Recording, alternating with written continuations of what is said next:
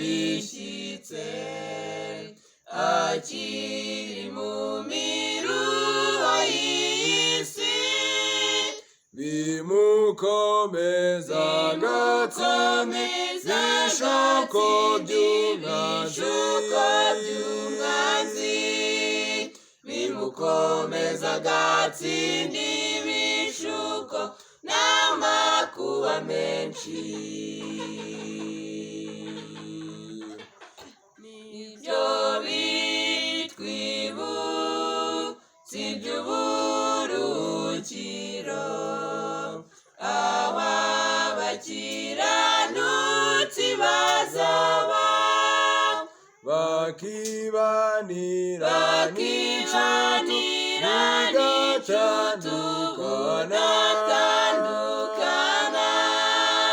bakibanira n'inshuti iteka ntibazatandukane. N'igihugu kitazarangwamo icyaha, aho ibishuko bitazagera, ni nawe ibyishimo bitazagira impinduka, niwe ibyishimo bitazongera kugira kirogoya. Nta n'umwe uzahogoreza amarira, ntabwo urupfu ruzahangara.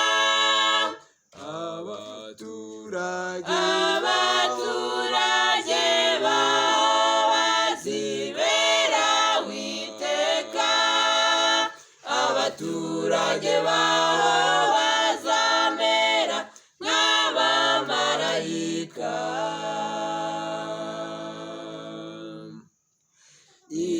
Icyaduha igihe kikihuta bwangu, tukabona umukiza wacaje, akatujyana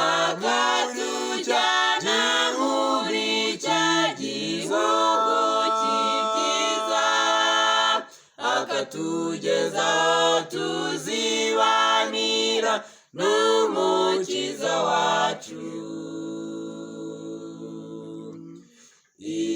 Icyaduha igihe kikihuta bwangu, tukabona umukiza wacaje, akatujyana